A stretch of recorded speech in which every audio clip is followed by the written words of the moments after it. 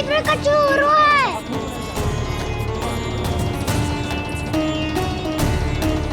सब लोग आ चुके हैं, अपना संदेश सुनाइए आप।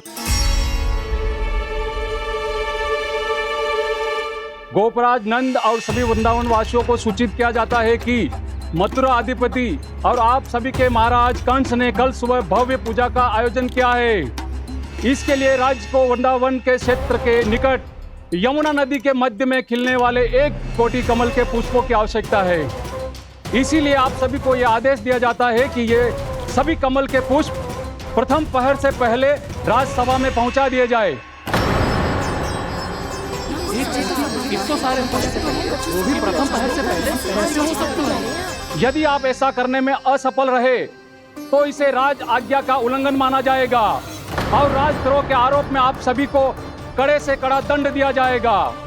स्मरण रहे, यदि कल की पूजा में इन 1 कोटि कमल के पुष्पों का ना पहुंचने के कारण कोई व्यवधान आया तो समस्त वृंदावन वासियों को दोषी माना जाएगा और पूरे गांव को निवासियों सहित धूल में मिला दिया जाएगा। कल प्रथम पहर तक का ही समय है आप सबके पास।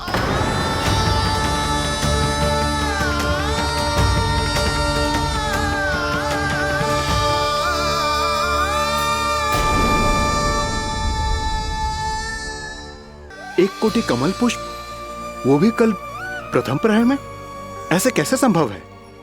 और कोई साधारण पुष्प ना, यमुना नदी के मध्य खिलने वाले विशेष कमल के फूल चाहिए उन्हें। लेकिन यमुना नदी में तो कालिया नाग ने विष घोल के रखा है, तो फिर कैसे हो पाएगा? यह संभव है। हमारी मृत्यु का संदेश भेजा है राजा कंस ने। सदैव की भांति इस समस्या पर भी गांव के बड़े ही विचार करेंगे। बालकों का यहाँ होना उचित ना है।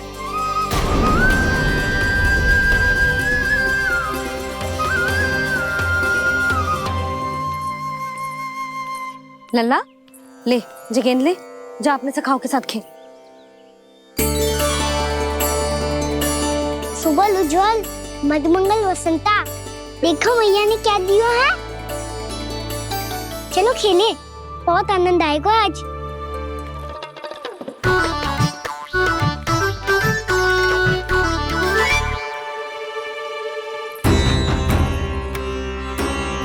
भानु, बंसी, जाओ और शीघ्र ही वो घेरे का कार्य समाप्त करो।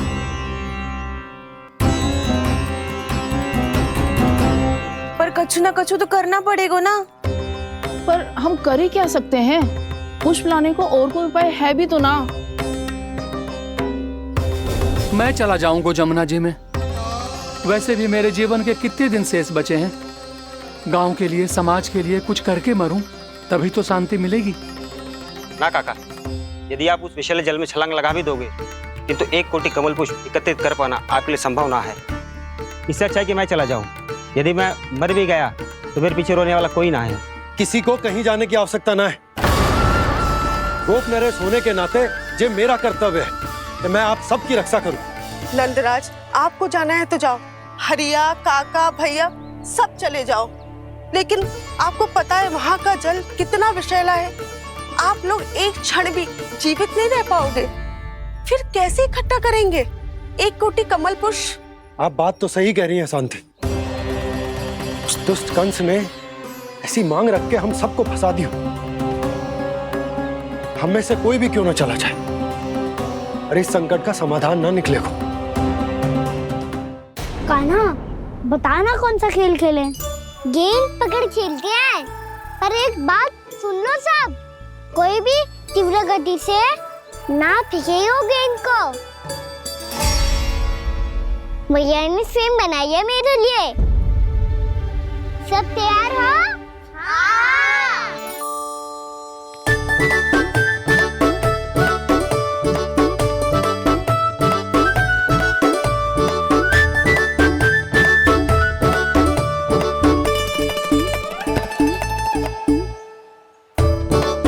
मुझे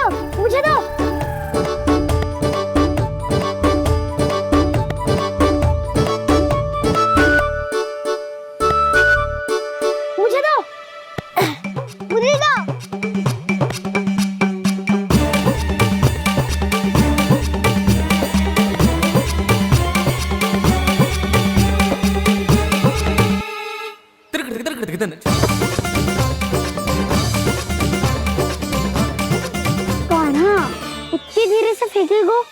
कैसे आनंद आएगा? थोड़ा बल लगा के फेंक। हाँ कान्हा, हम अभी बड़े हो गए हैं, तू अब भी छोटे बालकों की तरह फेंक रहे हो है।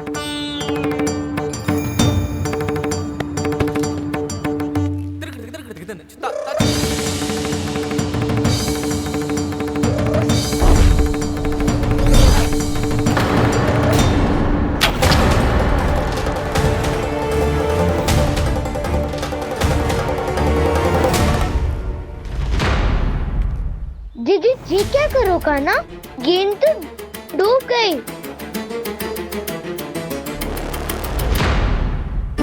अच्छा, तो ये सब इसकी योजना का भाग था ताकि ये कालिया का सामना कर पाए।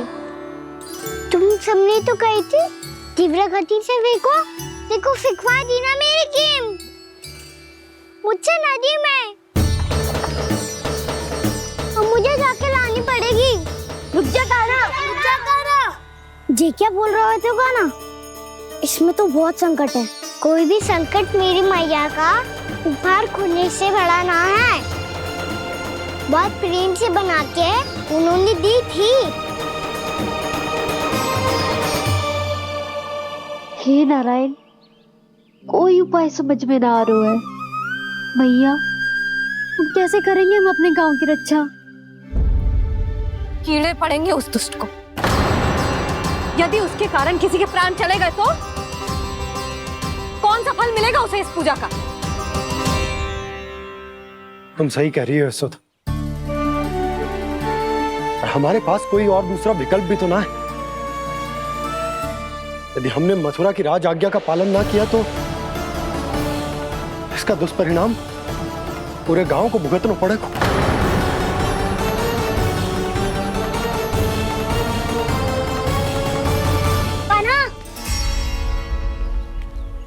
तुम्हें पता है कि तू भगवान है, दिव्य है, बहुत शक्ति है तुझमें, पर फिर भी हम तुझे विषैले जल में ना जाने दे सकते। कुछ होगा तो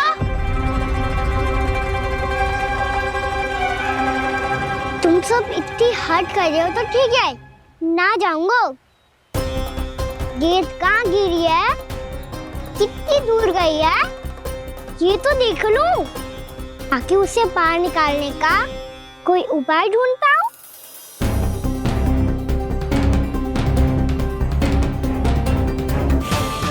हाँ।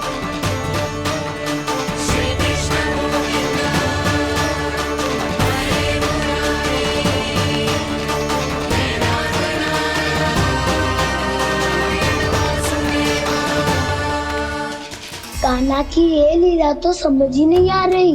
पहले इसने देवश्री नारद को मथुरा जाकर कंस को भड़काने के लिए कहा, फिर स्वयं ही दुखी भी हो गया कि अब इसका रहस्य सबके सामने खुल जाएगा।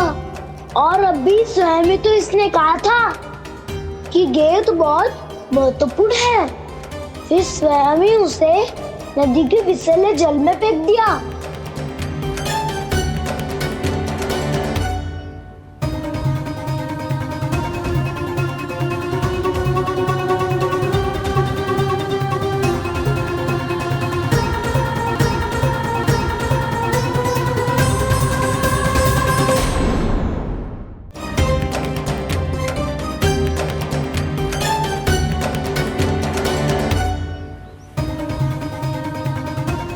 कान्हा, तू ऊपर क्यों चढ़ रहा है?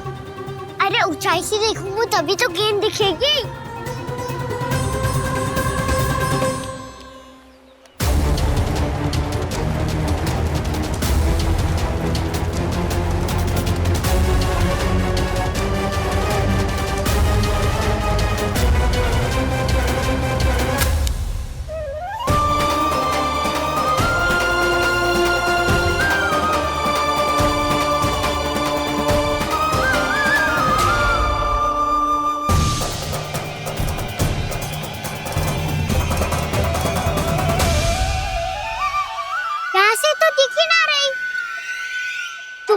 वहीं से फेंकी थी ना?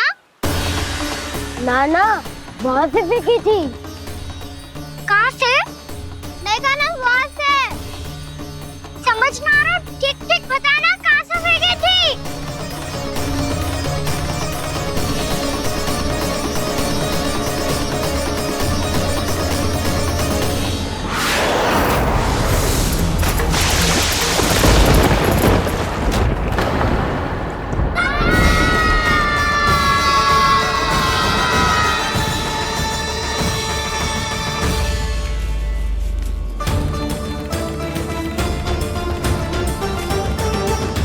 कालिया नाग के क्षेत्र में जाकर कोई भी जीवित वापस ना लौट सको।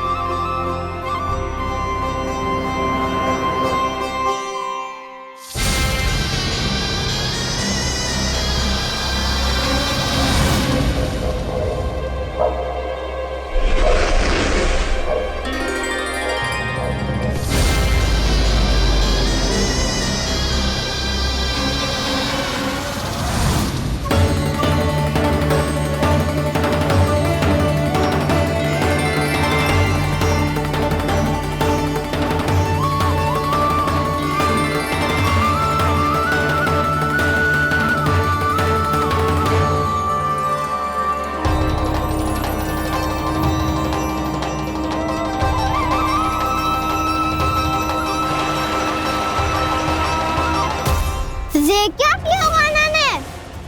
कालिया नाग तो उसे देखते ही निकल जाएगा।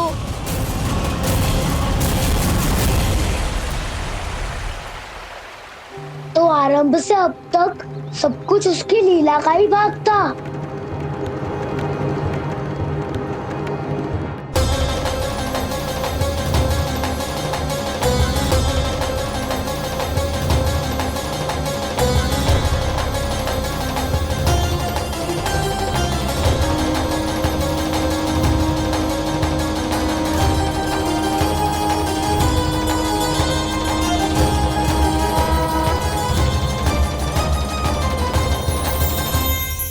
इतना सुंदर रूप, मन मोहने वाली मुस्कान, अद्भुत तेज और भगवान जैसी दिव्यता। कौन हो तुम? हाँ, तुम्हें देखकर तो हम सब सम्मोहित ही हो गए।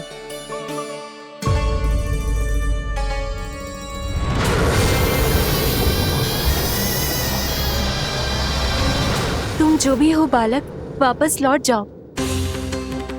हमारा हृदय तुम्हें ही देखते रहना चाहता है, किंतु यदि हमारे पति जाग गए तो तुम्हें अवश्य हानि पहुंचाएंगे। ये बहुत विषैले है बालक, कालकोट जैसे भयानक, इनके विष से तुम नहीं बच सकोगे। नंदराज, कालिया नाग के विष का प्रभाव बढ़ते ही जा रहा है। पहले 8 कोस तक उसके विष का प्रभाव था, अब तो 1 योजन से अधिक क्षेत्र में फैलो है। जल पीने के प्रयास से अनेक पशु मारे गए हैं और नदी के निकट के वृक्ष और वनस्पति सब नष्ट होने लगे।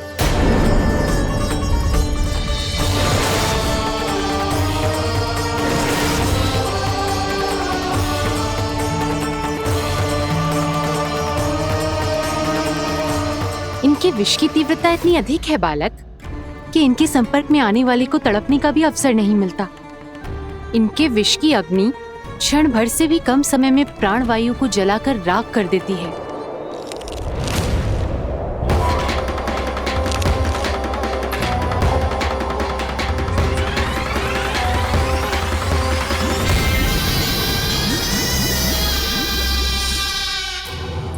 तब तो समस्या और भी गंभीर हो जाएगी। मैंने तो सुनो है कि कालिया नाग कम से कम 2 योजन लंबा है, सैकड़ों फन है उसके।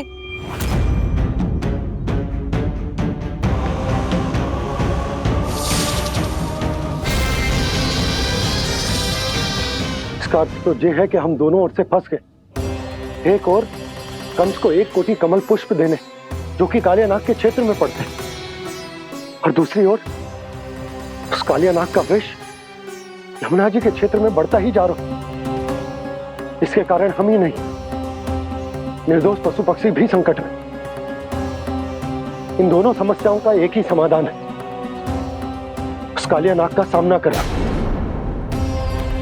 और ये ना समझ आ रहा कि हम ये करेंगे कैसे, क्योंकि ये बात साधारण मनुष्य के बस की ना है। हमारे लिए ये असंभव है।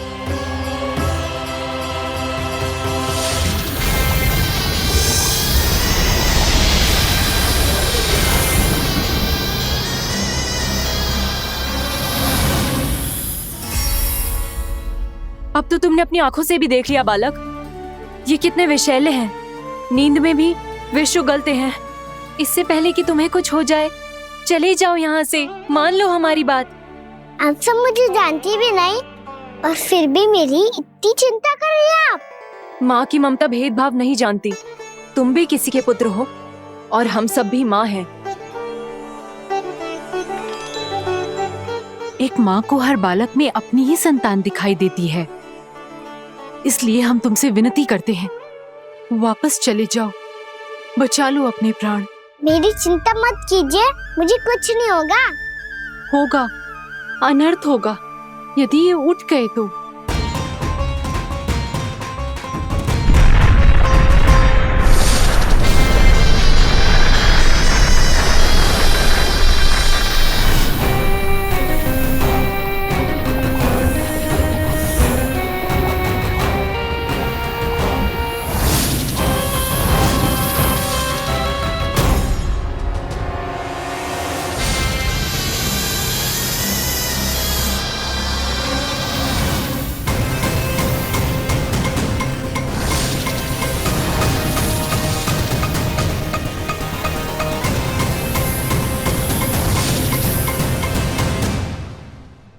सामने होते हुए भी अपने इश्क को केवल वही देख सकता है जो अपना अभिमान त्याग चुका हो। पर पूर्व जन्म में मेरा भक्त होने के नाते मेरा सत्य स्वरूप देख पाने में मुझे इसकी सहायता करनी चाहिए।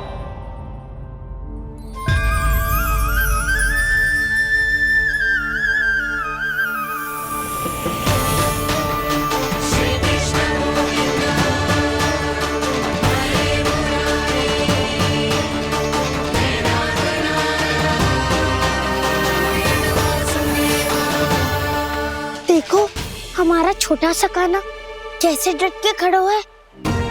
इतने विशालकाय, इतने महाभयंकर सबके सामने।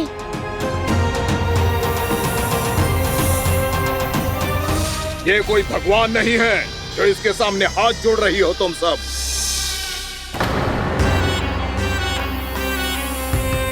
एक सामान्य साधारण बालक है ये, जो ये तक नहीं जानता कि इसके सामने है इसका काल, कालिया। तू कौन है बालक? मेरे इतने निकट आकर भी तू जीवित कैसे है? मेरी नहीं, अपनी चिंता करो कालिया। बहुत मनमानी कर ली तुमने। अब बस मैं तुम्हें रोकना हूँ। अब बस मैं तुम्हें रोकना हूँ। मैं तुम्हें रोकना हूँ। बित्ते भर का है तू, मेरे विष के बारे में जानता ही क्या है? और कहता है मुझे रोकने आया है। किससे? किससे रोकना चाहता है तू मुझे? मुझे क्रोध दिलाने की भूल मत कर बालक। अपनी फुंकार से ही तेरी इस मुस्कुराहट को अंतिम मुस्कुराहट बना सकता हूं मैं। शीघ्र बता, कौन है तू और किसने भेजा है तुझे? तुम्हें आवाज भी है कि अपनी पुकारों से तुम कितना विष भूल चुके हो। पवित्र यमुना नदी को कितना दूषित कर दिया तुमने। और यही नहीं, तुम्हारे कारण निकट के जीव जंतुओं, वृक्ष, वनस्पतियों सबको हानि पहुंच रही है। तो क्या?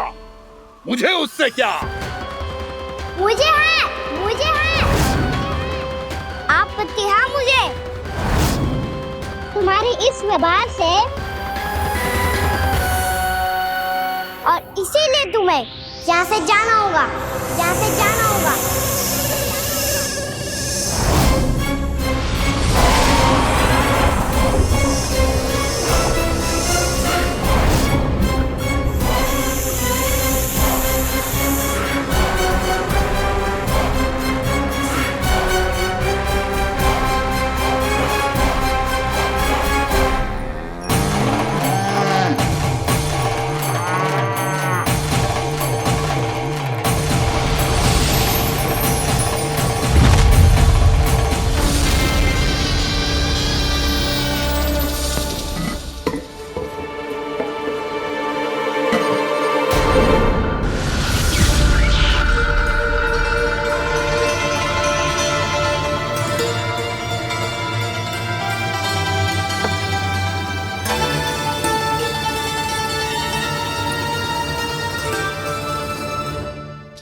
मुझे आदेश देने का साहस भी कैसे किया तूने? इस क्षेत्र को मैंने अपना राज्य बनाया है, मेरा परिवार रहता है यहाँ, और तू मुझे यहाँ से जाने के लिए कह रहा है? हाँ, क्योंकि तुम्हारे यहाँ रहने के कारण अन्य जीवों को हानि हो रही है और मैं ऐसा नहीं होने दे सकता। मैं तो बस वही कर रहा हूँ जो एक सर्प का स्वभाव है। विष फैलाना स्वाभाविक है मेरे लिए,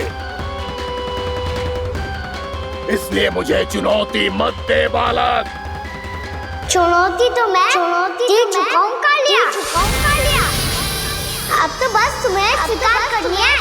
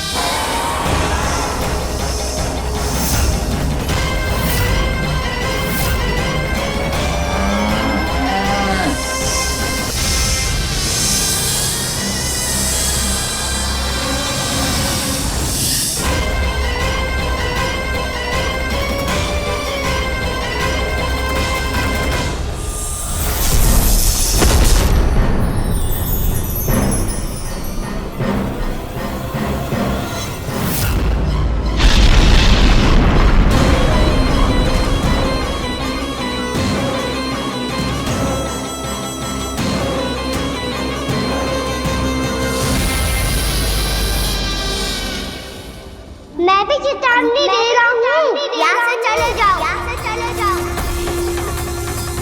अपनी भूल को पहचानो कालिया, तुम जो कर रहे हो अनुचित है।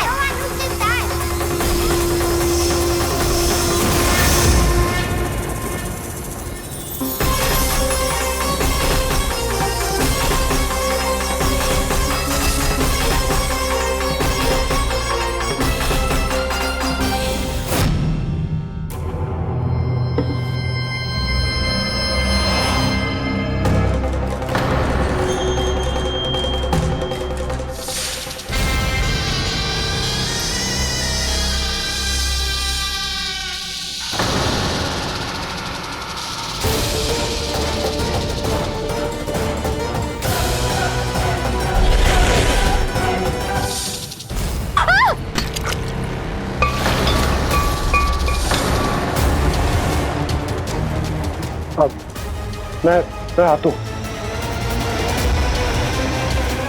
क्या हो गया सुधा? मुझे आवाज हो रहा है जी, कछु ना कछु गड़बड़ है। यशोदा, जो समस्या हमारे सामने है, हम सभी उसका समाधान खोजने में जुटे। तो तुम विश्वास करो, मैं कोई ना कोई समाधान अवश्य ढूंढ लूंगा। हम कैसे भी करके वो कमल के पुष्प उस कंस तक पहुंचा देंगे। नाना, समस्या उससे कहीं अधिक है, उससे कहीं अधिक बड़ी, उससे कहीं अधिक भयानक है।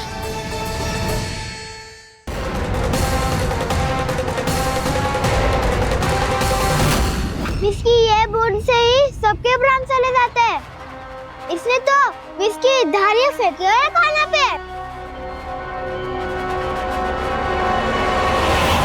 कान्हा कैसे बच्चे को अधिक विष से? इसका विष तो क्या, ये सर स्वयं भी छू तक नहीं पाएगा हमारे कान्हा को।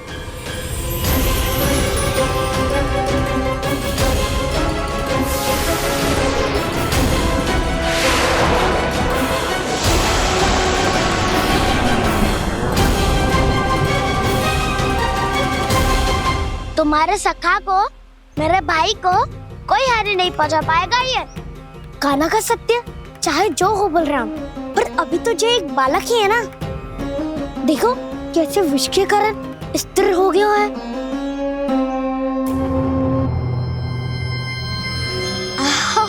हाउ सर्फ ने कितनी आसानी से अपनी पूंछ से बांध लिया है। मुझे यहाँ से भगाना चाहता था ना तू? अब मैं तुझे दिखाऊंगा अपना सामर्थ्य। ये मूर्ख किसे बांधना चाहता है अपनी पूंछ में? उन्हें जिनका विस्तार सारे ब्रह्मांड में है, या उन्हें जो स्वयं अनंत है? पर देवराज, प्रभु ऐसा करने ही क्यों दे रहे हैं कालिया को? आप सब भूल रहे हैं देवगण। कालिया पूर्व जन्म में प्रभु का बहुत बड़ा भक्त था। उसी भक्ति का फल मिल रहा है अब इसे। वैसे भी भक्तों के मन का भाव सबल हो तो भगवान तो सहज ही बंध जाते हैं।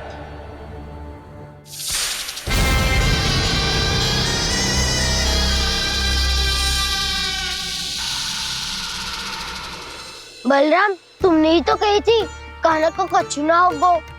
देखो उस दुष्ट ने चारों ओर से जकड़ लियो है।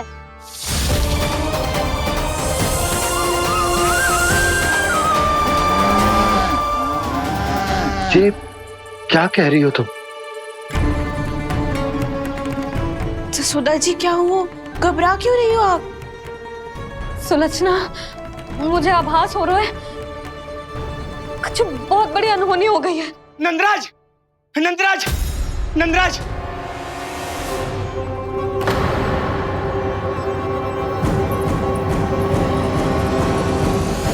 नंदराज, कान्हा ने जमदग्नि नदी में छलांग लगा दी है।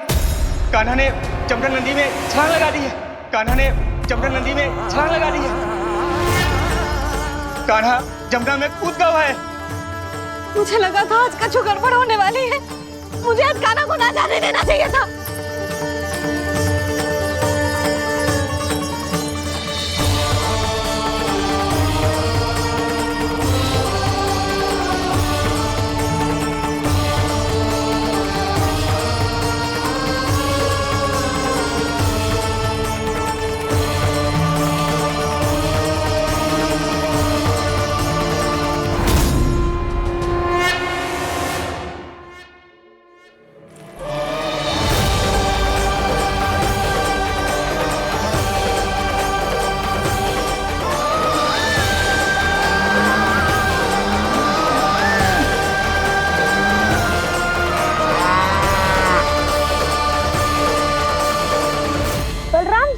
करो ना।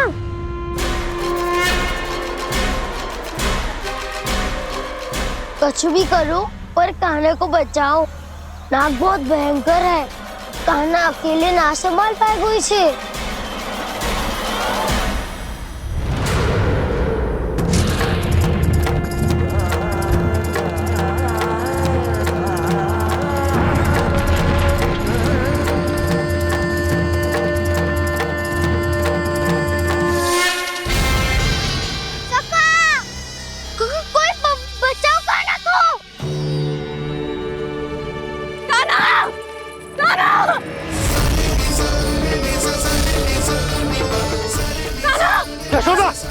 यशोदा रुको। छोड़ दो मुझे, प्लीज छोड़ दो मुझे। जीजी संभालो, बावली हो गई है। जीजी संभालो। कान्हा, कान्हा।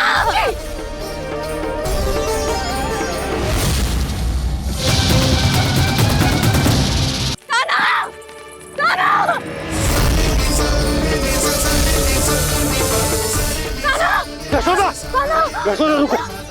छोड़ दो मुझे, प्लीज छोड़ दो मुझे। पागल हो गई है? चिट्ठी संभालो। देखो अब कैसे तुम्हारे अस्थियों को तोड़कर छोटे छोटे टुकड़ों में बदल दूंगा मैं।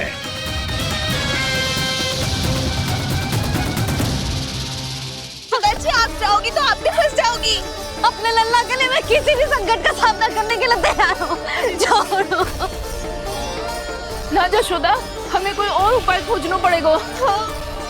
कोई और उपाय? आप देख ना रही मेरा कान्हा किस दशा में है। कान्हा मैया के वश में नहीं है, नहीं तो ये अपने लल्ला के लिए साक्षात काल का भी सामना कर ले। ये तो केवल कालिया नाग है। हे नागराज, आप मेरे प्राण ले लो पर कान्हा को छोड़ दो। ना नागराज, आप मेरे प्राण ले लो, मैं विरोध भी ना करूंगी। ना नागराज, आप मुझे मार दो पर मेरे कान्हा को छोड़ दो। ना ना ना ना नागराज, मेरे प्राण ले लो, हमारे कान्हा से क्या शत्रुता है आपकी? प्रभु के लिए जो प्रेम यशोदा मैया के हृदय में है, वही इन सभी गोपियों के हृदय में भी है।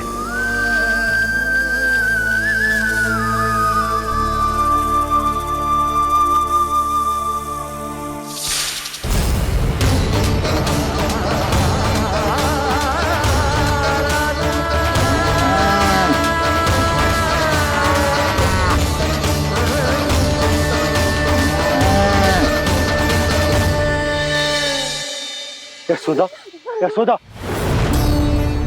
देखो इन गोप गोपियों को, इन गैयाओं को, इन सब के मन में भी तुम्हारी भांति ही ममता भरी हुई।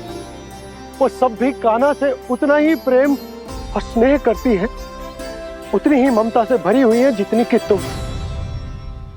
तो तुम ही सोचो, जिसके साथ इतनी ममता और इतना स्नेह, इतना प्रेम, उसका कोई क्या कर सकता है? उस काले नाग का वेश इस सब आशीर्वादों के सामने कछु न है। कछु करो जी। उसे बोलो वो मेरे प्राण ले ले, मेरे कान्हा को छोड़ दे। यशोदा,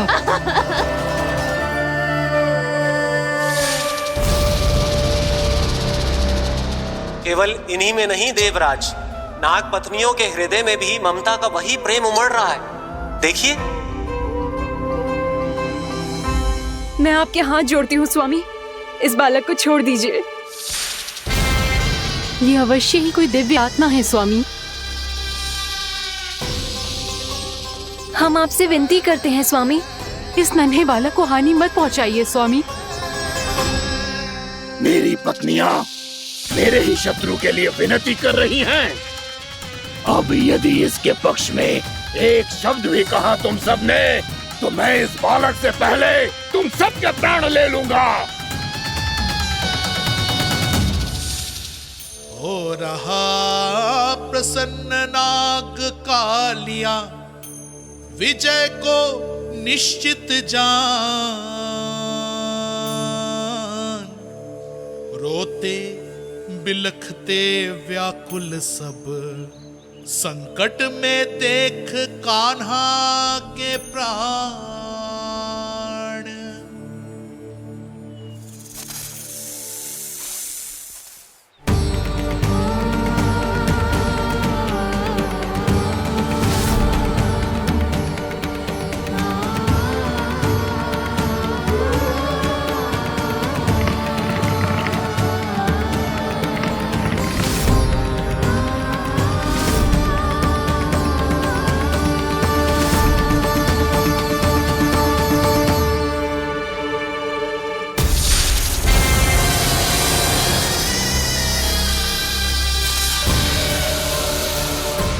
करो जी, मेरे लल्ला को बचा लो, कोई तो कुछ करो। जीजी संभालो जी। यशोदा, यशोदा तुम शांत हो जाओ, मैं कान्हा को वापस लेकर आऊंगा, मैं रक्षा करूंगा उसकी। ना नंदराज, कान्हा, नंदराज नहीं, कम से कम आप तो समझो नंदराज, कालिया के पास आप जाओगे तो आप भी फंस जाओगे।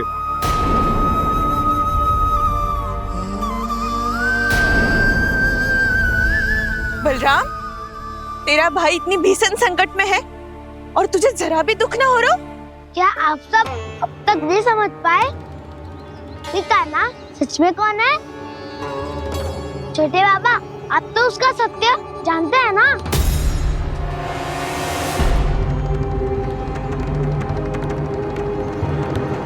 मानता हूँ कि आप सब कान्हा के रहस्य के बारे में नहीं जानते, पर क्या उसके जन्म से आज तक घटी एक से बढ़कर एक विचित्र घटनाओं को भी भूल गए हैं आप सब? भूल गए हैं कि कैसी पूतना जैसी राक्षसी उसका कुछ बिगाड़ नहीं पाई, कैसे तरनावती जैसा भयानक राक्षस उसे एक खरोच भी नहीं दे पाया था।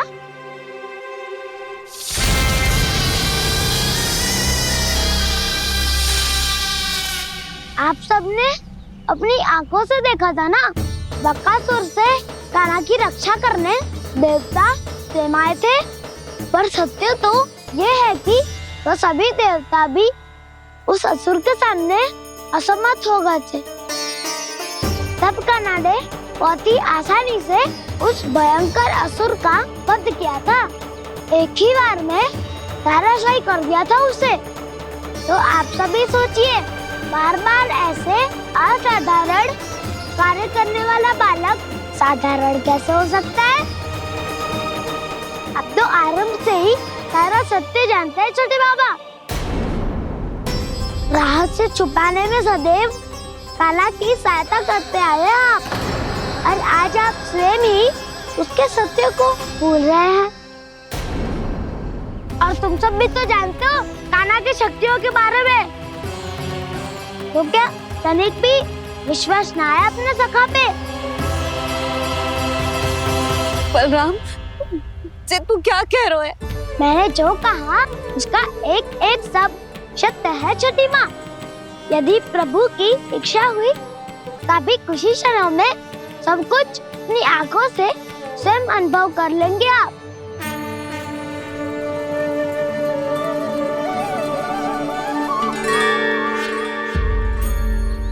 शांताकारं भुजगशयनं पद्मनाभं सुरेशं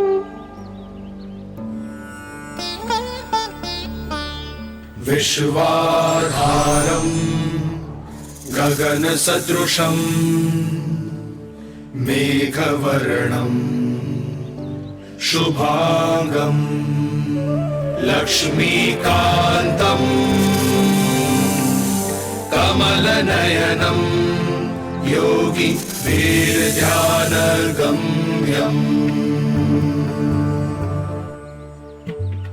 वन्दे विष्णुं भवभयहरं सर्वलोकैकनाथम्।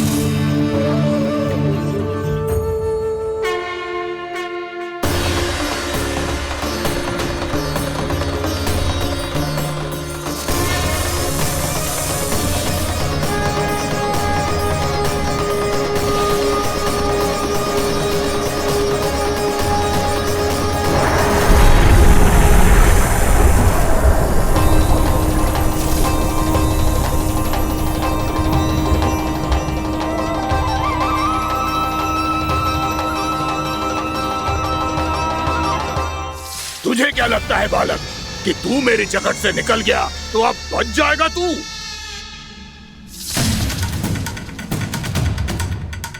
मेरे विष से अपनी प्राण रक्षा करने में सफल रहा, मेरी जगत से भी छूट गया, पर मेरे दंश से नहीं बच पाएगा।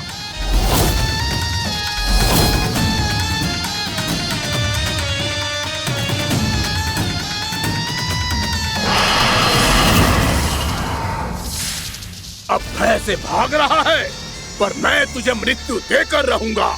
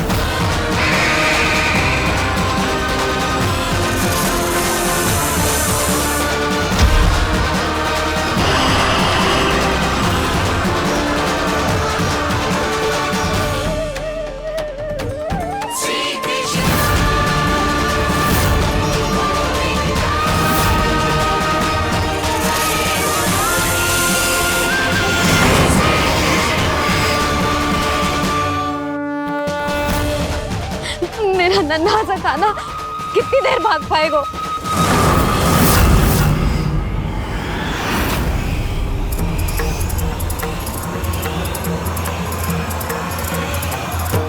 और कितनी प्रतीक्षा करोगे मेरी भक्त कालिया?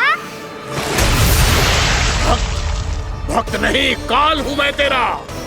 जब अहंकार का मुकुट बुद्धि को ढक लेता है तो भक्त अपने भगवान को भी नहीं पहचान पाता।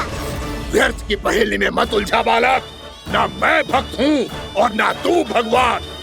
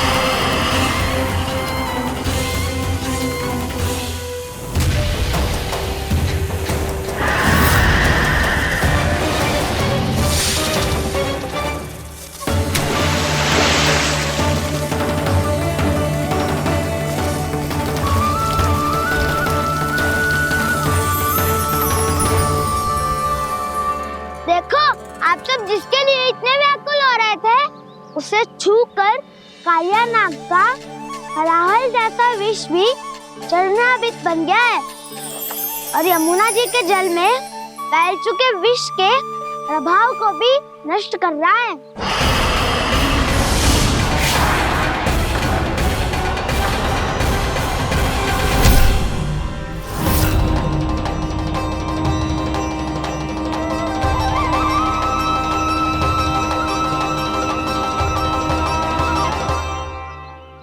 धर्म रक्षक अधर्म विनाशक प्रभु श्री कृष्ण का कौशल सचमुच अद्वितीय है।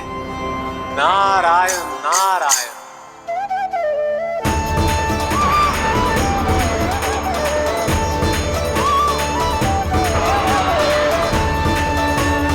मेरा भार तुम्हारे भीतर के अहंकार का प्रतीक है कालिया। अब तुम्हारा अहंकार, तुम्हारा अनपान मेरे पाँव के नीचे है और तुम्हारी पूंछ अर्थात तुम्हारे प्राण मेरे हाथों में। अब तुम क्या करोगे भक्त?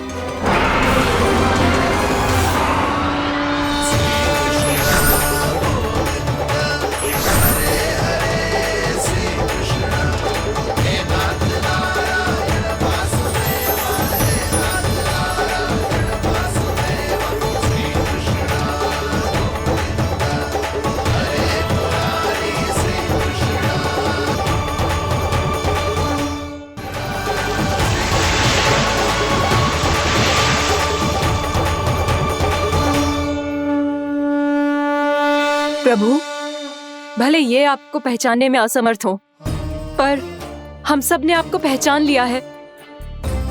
हाँ प्रभु, एक भक्त होने के नाते और एक अर्धांगिनी और माँ होने के नाते मैं आपसे इनके प्राणों की भिक्षा मांगती हूँ। अपनी कृपा दिखाइए और इन्हें क्षमा कर दीजिए। आपके लिए मित्र और शत्रु में कोई अंतर नहीं प्रभु, उसी तरह आपकी कृपा और दंड में भी कोई अंतर नहीं। दोनों दया ही तो हैं, अकारण ही किसी को प्राप्त नहीं होती। हमें विश्वास है कि हमारे पति को मिला ये दंड कोई अभिशाप नहीं है, आपका वरदान है। ये सत्य है प्रभु कि इनसे बहुत से पाप हुए हैं। इनके विष से बहुत सारे जीव जंतु को हानि पहुंची है, पर अब आपके चरण इनके शीश पर पड़ गए हैं। ऐसी कृपा तो बड़े बड़े महान महात्माओं को भी दुर्लभ है, और इन्हें प्राप्त हुआ तो अवश्य ही ये किसी महान पुण्य का ही फल है। हे प्रभु, उन्हीं पुण्य कर्मों की शक्ति का आह्वान कर मैं आपसे विनती करती हूँ, इन्हें प्राण दान दीजिए। मैं अपने इस भक्त को क्षमा अवश्य करूंगा देवियों, यदि ये अपने अहंकार को त्याग कर मुझे पहचान ले तो।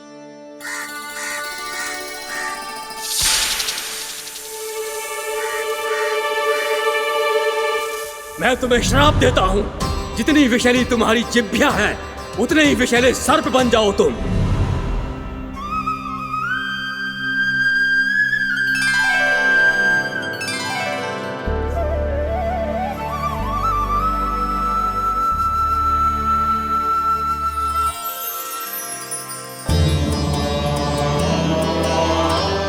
नारायण, मुझे क्षमा कीजिए नारायण।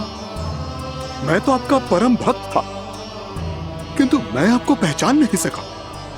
इसका दंड तो मुझे मिलना ही था, किंतु मैं अब प्रायश्चित करना चाहता हूं। इसके लिए यदि आप मेरे प्राण भी ले लेंगे तो भी मुझे कोई दुख नहीं होगा। मैं अपना जीवन, मृत्यु और अपना अस्तित्व सब कुछ आपको समर्पित करता हूं। तुम्हें तुम्हारी क्रोध के कारण श्राप मिला, जिसे विशाल सर्प के रूप में तुम्हारा जन्म हुआ, और सर्प का तो स्वभाव है विष फैलाना। इसीलिए तुम्हें दंड नहीं दूंगा मैं, सिर्फ सभी अपराधों का पश्चाताप कर लिया, इसीलिए मैं तुम्हें क्षमा करता हूँ कालिया।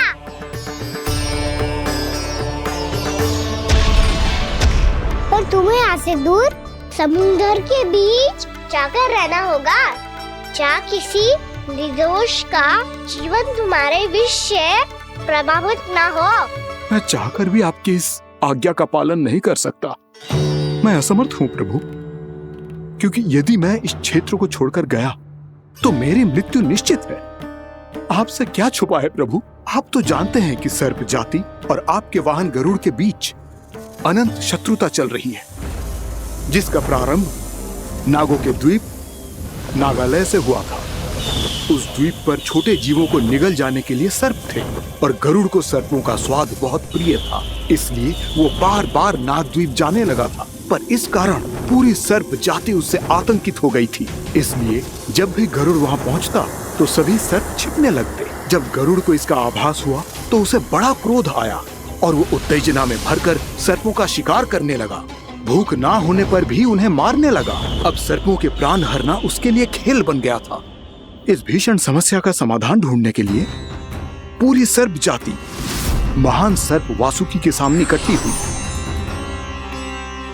हे महान वासुकी, हमारी सहायता कीजिए। नागद्वीप पर गरुड़ ने आतंक मचा दिया है। पहले तो वो हमें अपना भोजन बनाता था, लेकिन अब हम उसके खेल का साधन बन चुके हैं। भूख हो या ना हो, जब तब आकर वो हमारे प्राण हर लेता है। अनुचित हिंसा के इस प्रथा का आरंभ सर्पों ने ही किया है।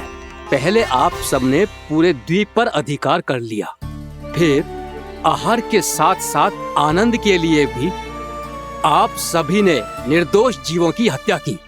और जब सृष्टि का संतुलन बनाए रखने के लिए गरुड़ आपको अपना आहार बनाने आया, तो आप सब अपने प्राणों की रक्षा के लिए छिपने लगे।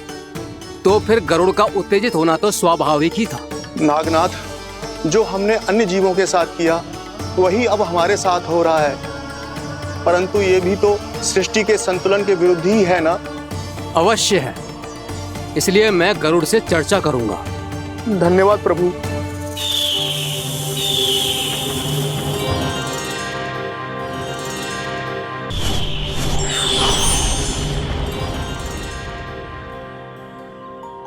श्री नारायण के वाहन पक्षीराज गरुड़, मैं संपूर्ण सर्प जाति की ओर से आपसे एक निवेदन करने आया हूँ। कहिए, क्या कहना चाहते हैं आप? हे पक्षीराज, यदि आप हम पर ऐसे ही आक्रमण करते रहे तो शीघ्र ही हमारी प्रजाति समाप्त हो जाएगी। इसीलिए हमारी आपसे विनती है, यदि आप उचित समझें तो सर्पों के किसी एक घर से हम आपको एक सर्प प्रतिदिन अर्पित करेंगे। आप उसको आहार बनाइए और अन्य सर्पों को जीवित रहने का अधिकार दीजिए। मुझे स्वीकार है। तब से प्रतिदिन किसी एक घर से एक सर्प गरुड़ के भोजन के लिए भेजा जाने लगा। समय के साथ मेरे घर की भी बारी आई, परंतु मैंने एक बहुत बड़ी भूल कर दी। समय आ गया है स्वामी, आज गरुड़ के आहार के लिए इसे चुना गया है। कौन है यह गरुड़ और क्यों दूं मैं इसे कोई भेंट? स्वामी, सभी सर्प राज्यों और गरुड़ के बीच में यही समझौता हुआ है, हमें इसका सम्मान करना ही होगा। मैंने कोई समझौता नहीं किया, मैंने कोई वचन नहीं दिया और ना ही मैं किसी गरुड़ से भयभीत होता हूँ।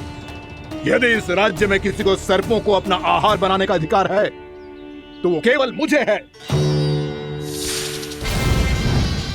अब से गरुड़ को दी जाने वाली हर भेंट मुझे दी जाएगी, महाविषधारी महान नागराज कालिया को। यह और कुछ नहीं, मेरा अभिमान था प्रभु, और यह मेरे इस जन्म की सबसे बड़ी भूल थी, क्योंकि फिर जब गरुड़ को इस बारे में पता चला तो। कालिया, अभिमान में आकर तूने अपने काल को ललकारा है। जिस कालिया के नाम में ही काल छिपा है, तू उसे ललकारने का दुस्साहस कर रहा है गरुड़। स्वयं को भगवान विष्णु का वाहन कहता है तो वाहन का ही कर्म कर।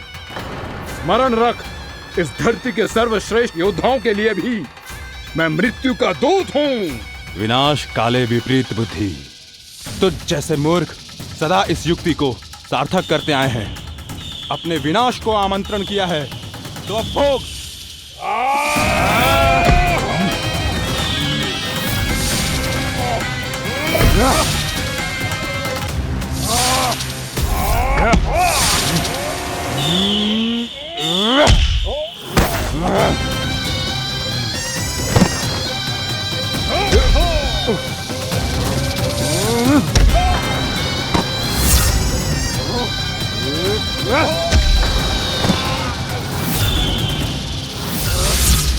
जिसने मेरा भोजन चुराने की धृष्टता की है वो इसी योग्य है।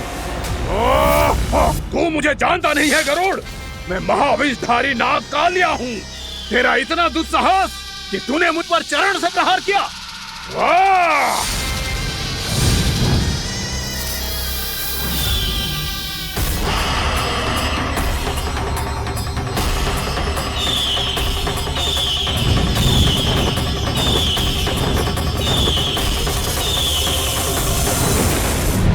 मैं अपने अभिमान में भूल गया था कि गरुड़ मुझसे कहीं अधिक शक्तिशाली है।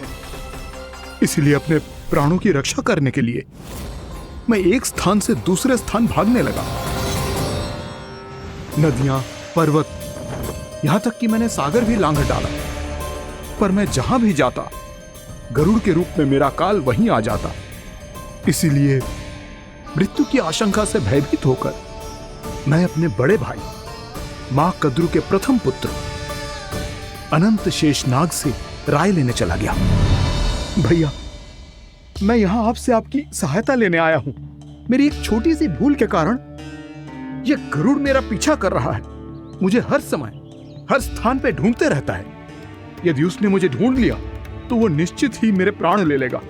मुझे कोई ऐसा स्थान बताइए जहां मैं अपनी पत्नी और अपनी संतानों के साथ शांति से रह सकूं। तुम यमुना नदी के किनारे वृंदावन क्षेत्र में जाके वास करो कालिया। गरुड़ वहां प्रवेश नहीं कर सकता क्योंकि उसे ऋषि सोबरी का श्राप मिला हुआ है।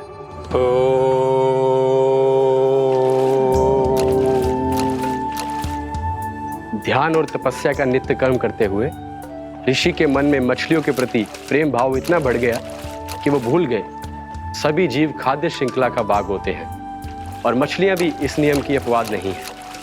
उन्हें मछलियों की अटखेली इतनी अच्छी लगने लगी कि वो इस क्षेत्र के मछुआरों को भी मछली पकड़ने की अनुमति नहीं देते थे।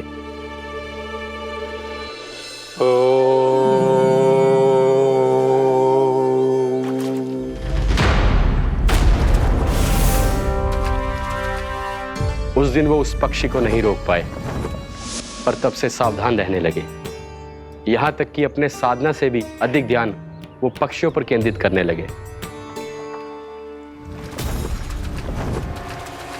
ठहरो! इसी क्षण अपनी चोंच में पकड़ी इस मछली को छोड़ दो। तुम्हें इन मछलियों का आहार नहीं करना चाहिए पक्षीराज। ये तो खाद्य श्रृंखला का नियम है ऋषिवर। यदि मैं इनका आहार नहीं करूंगा तो कोई और पक्षी कर लेगा। मैं अपने आनंद या प्रतिशोध के लिए इनके प्राण नहीं ले रहा। ये तो बस मेरा भोजन है। पर यह मेरा तपस्या स्थल है। तुम यहाँ शिकार करके मेरी साधना में विघ्न नहीं डाल सकते पक्षीराज। यदि आपकी यही इच्छा है तो मैं आज के बाद यहाँ नहीं आऊंगा।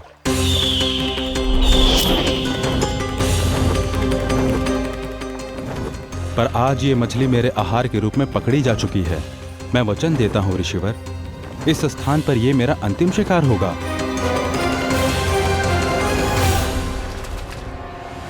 आज के बाद यदि तुमने वृंदावन की निकट उड़ान भी भरी तो तुम सैकड़ों टुकड़ों में फटकर मारे जाओगे पक्षीराज। ये मेरा श्राप है।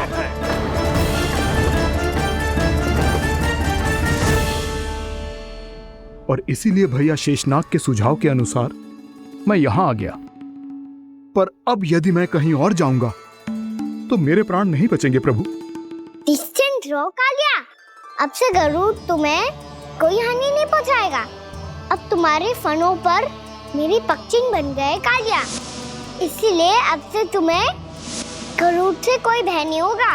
निश्चिंत होकर अपने परिवार के साथ गहरे समुद्र में चले जाओ और सुख से शांति से निवास करो। पर ध्यान रहे निर्दोष जीवों को हानि ना पहुंचे। आपने मुझे जीवन दान दे दिया प्रभु, इस उपकार से मैं कृतज्ञ हूँ प्रभु। आदेश दीजिए, मैं आपकी सेवा कैसे करूं? तुम्हारे जल क्षेत्र से 1 कोटि कमल पुष्पों को लेने की अनुमति दे दो कालिया। यह मेरी सेवा होगी। प्रभु, ये तो मेरा सौभाग्य होगा।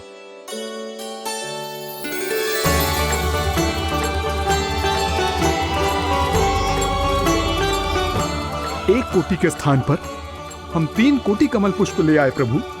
मैं तुम्हारी सेवा भाव से प्रसन्न हुआ कालिया। रमनाक द्वीप पर चले जाओ ताकि तुम्हारे कारण फिर कभी किसी निर्दोष जीव को हानि ना पहुंचे और न ही तुम्हारा विष मेरे प्रिय यमुना नदी के जल को दूषित कर पाए। मैं तुम्हें आशीर्वाद देता हूँ। आज यहाँ मेरे द्वारा तुम्हें दिए गए इस आदेश का स्मरण जो भी भक्त करेगा और प्रातः काल और संध्या काल में इसका उच्चारण करेगा, उसे फिर कभी किसी संकट से कोई भय नहीं होगा। ये स्थान अब से काला कुंड के नाम से जाना जाएगा। यहाँ पर स्नान करने वाला और देवताओं को इस क्षेत्र से जल का अर्घ्य देकर प्रसन्न करने वाला भक्त यदि मेरा स्मरण करके पा सकेगा तो वो अपने सभी पापों से शीघ्र ही मुक्त हो जाएगा।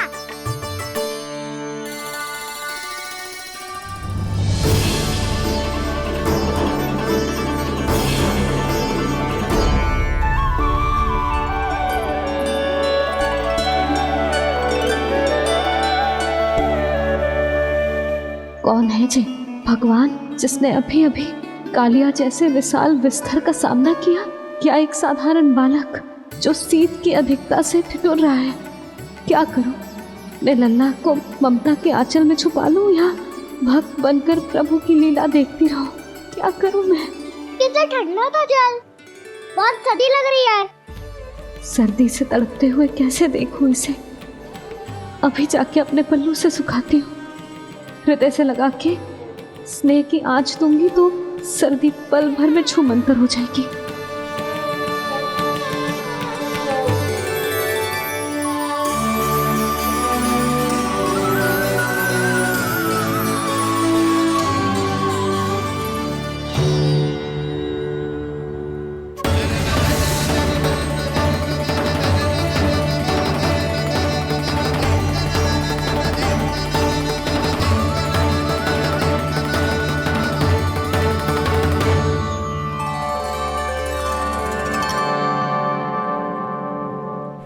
मेरी आवश्यकता ना है इसे। ये तो सच्ची में भगवान ही है, जिसकी ठंड दूर करने के लिए स्वयं द्वादश आदित्य प्रकट हो गए हैं।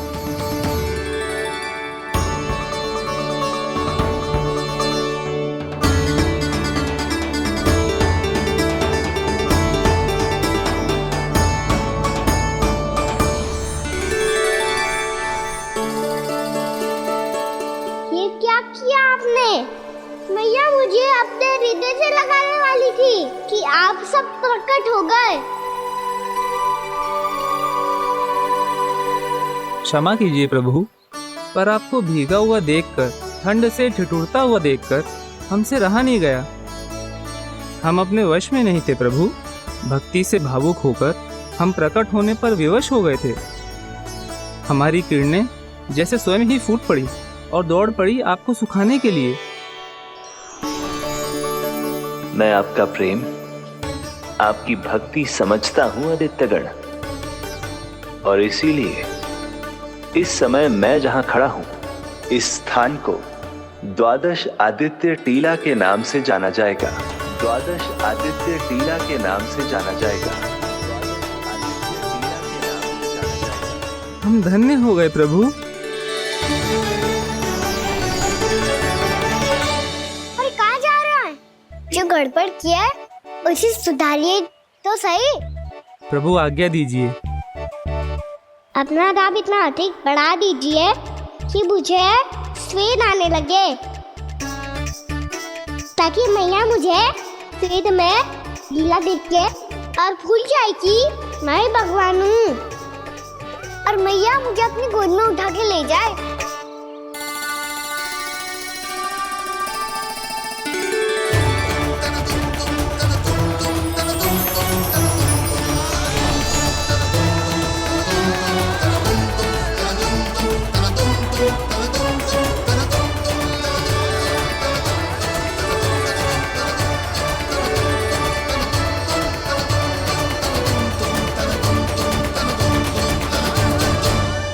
गर्मी क्यों लग रही है यहाँ? स्वेद की एक बूंद भी आती थी तो मैं अपना आंचल लेकर पहुंच जाती थी इसके पास। जानती ही नहीं थी कि ये तो स्वयं वायुदेव को आदेश दे सकते हैं कि वो बहने लगे और उसका सारा स्वेद सुखा दे। वायुदेव की आवश्यकता नहीं है मैया, मुझे आप ही चाहिए। लगता है जिस बात का भय था वही सत्य होने लगी है। भैया मेरे भगवान रूप को भूल नहीं पाएगी, और अब मेरे लिए उनके सत्य छुपा कर रख पाना कठिन हो जाएगा।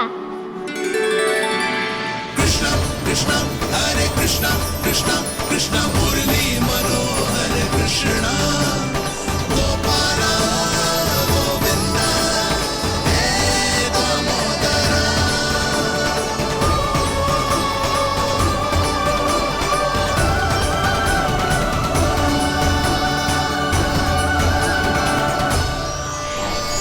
प्रभु, आपके श्वेत से बने इस प्रसंगदान सरोवर का प्रणाम स्वीकार कीजिए।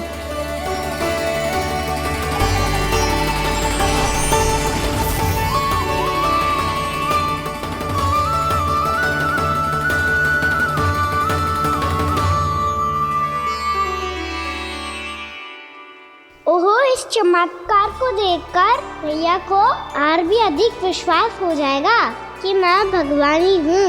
अब कैसे मनाऊं मैया को कि मैं इनका लाई हूँ? बाबा है ना, अब तो यही सहायता करेंगे। श्री कृष्णा गोविंदा हरे हरे श्री कृष्णा गोविंदा हरे हरे श्री कृष्णा हरे मुरारी श्री कृष्णा श्री कृष्णा श्री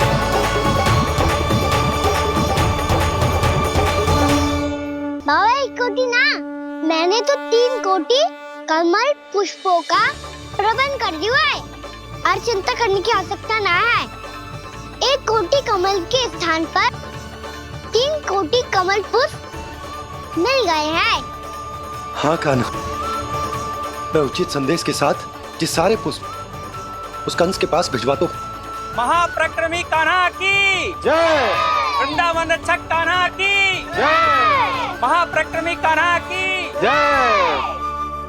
भानु जी नंदराज, बाकी गांव वालों को लेकर ये सारे पुष्प इकट्ठा करो और कंस के दरबार में पहुंचाओ। जी।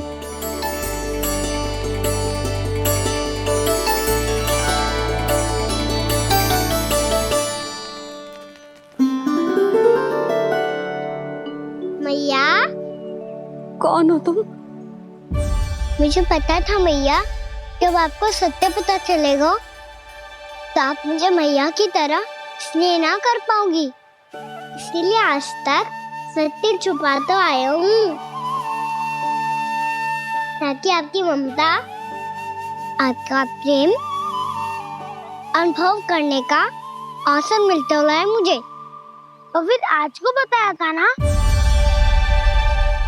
जो रहस्य तुमने बरसों तक छिपाया था, उसका भेद खुलने में तुम्हारा ही योगदान है। मुझे कालिया के शीश पर अपने पद चिन्ह रखकर उसे मुक्त कराना था दाऊ, वचन दिया था मैंने उसे।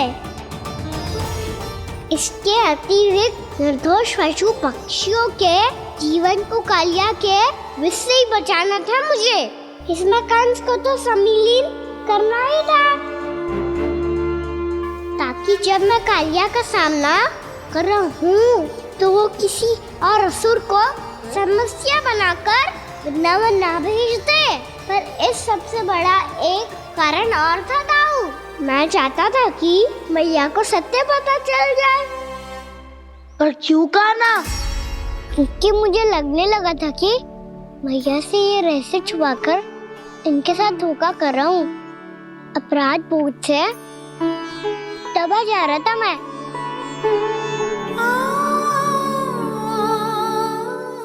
जो सत्य आपको, बाबा को, सभी को पता है, यहाँ तक कि मेरे सखा भी जानते हैं, वो सत्य मैंने मैया से छिपाया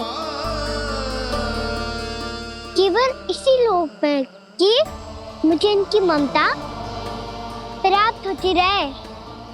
पर ऐसा करके मैं अपने से निस्वार्थ प्रेम करने वाली मैया को धोखा दे रहा था। आप ही बताओ दाऊ, जो इस संसार में मुझसे सबसे अधिक भरोसा करता है, उसी के साथ छल कैसे कर सकता हूँ मैं? हाँ, मैं नारायण का अवतार हूँ, पर अपनी मैया का छोटा सा लल्ला भी तो हूँ।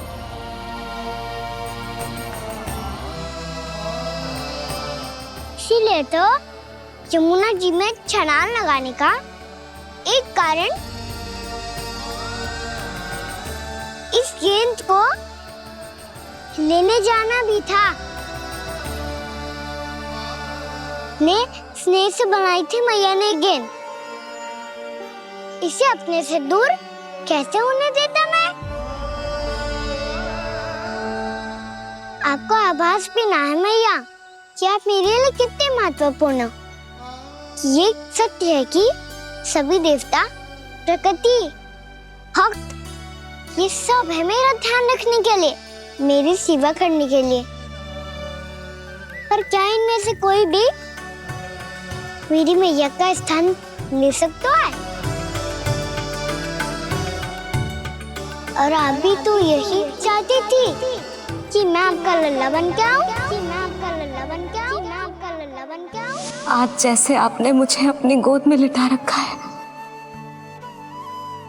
क्या कुछ ऐसा नहीं हो सकता कि शीघ्र ही मुझे आपको अपनी गोद में खिलाने का अवसर मिल जाए? मैया, नारायण का अवतार होना क्या इतनी बड़ी समस्या है कि आप हृदय से भी ना लगा सकते? मैया,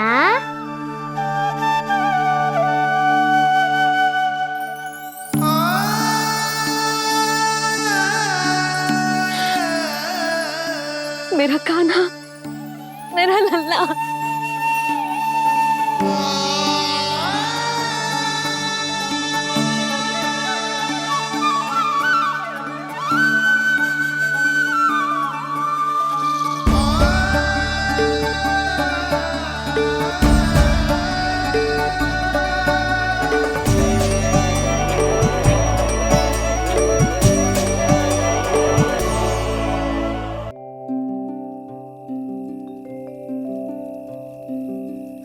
जा रे निंदिया आ जल्दी से आ मैया लोरी सुनावे आजा रे अरे गोदी का पलना है बैया डोरी झूले उसमें कान्हा रे आजा रे अरे तुझसे है पूरन दुनिया मोरी लल्ला तू मेरा मैया मैं तोरी आजा रे अरे रू रू रू रू रू रू रू रू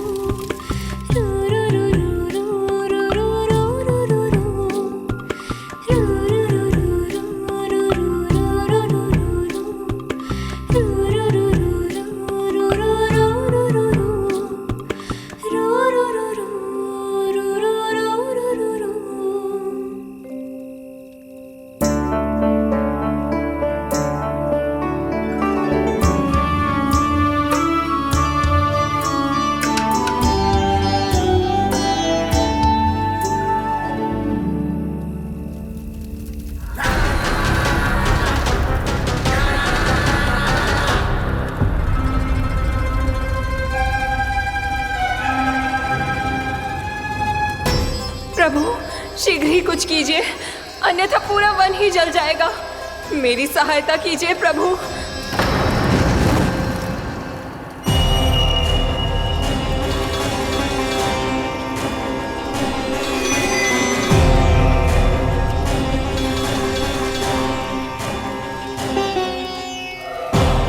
आज कोई नहीं रोक सकता मुझे।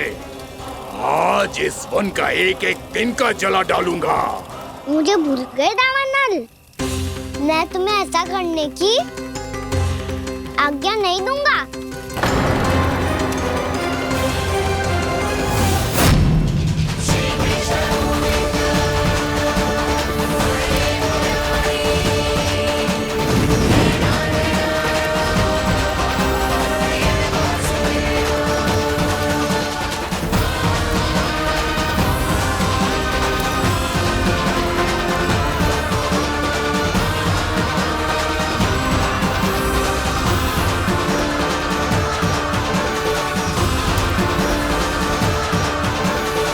मैया की नींद में व्यवधान पहुंच रहा है, मुझे शीघ्रता करनी होगी।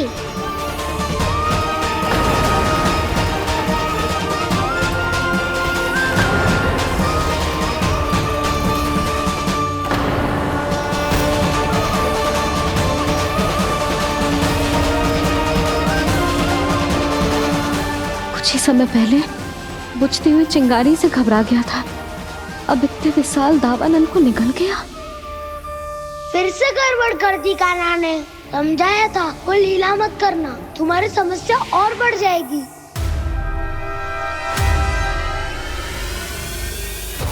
अब क्या करूं दाऊ?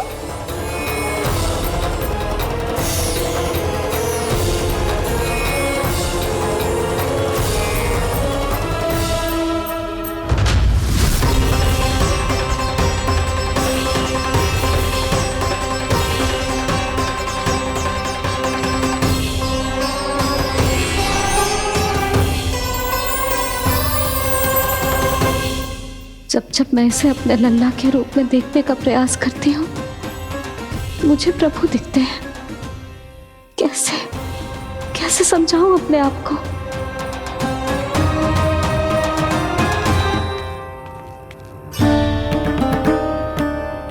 मैया मुझे पता है आपने कहा था अग्नि के साथ मत ही खेलना, पर अग्नि फैल रही थी। मुझे कछु ना कछु तो करना ही था मैया। क्यों प्रभु, क्यों छीन रहे हो एक मैया से उसकी ममता? मैं आपकी भक्त अवश्य हूँ, पर उसके साथ साथ आपकी मैया भी बने रहना चाहती हूँ। आपको एक मैया बनकर दुलारना चाहती हूँ, फटकारना चाहती हूँ, डांटना चाहती हूँ। तो फिर डांटो ना मैया, फटकार लगाओ मुझे, दंड दो, कैसे कान्हा? तुझे देखते ही मुझे अपने भगवान दिखाई देने लगते हैं। मेरे मन में तेरे प्रति भक्ति के भाव जाग रहे हैं। मैया ऐसा मत ही करो ना। देखो मैं वही कान्हा हूँ जिसे आप लोरी सुना के सुलाती थी। वही कान्हा हूँ जिसे अपने हाथों से माखन खिलाती थी। मैं वही कान्हा हूँ मैया जो भूल करता था तो आपकी डांट भी खाता था और आपसे दंड भी पाता था।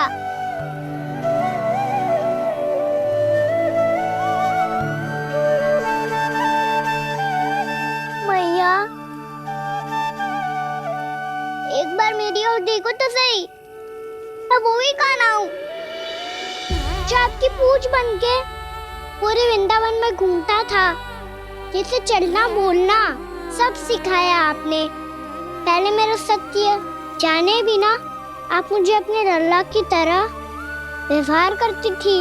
अब मेरा सत्य जानने के बाद भी अपने लल्ला की तरह ही मुझे अपनाना होगा, क्योंकि मैं तो वही हूँ, आपका कान्हा।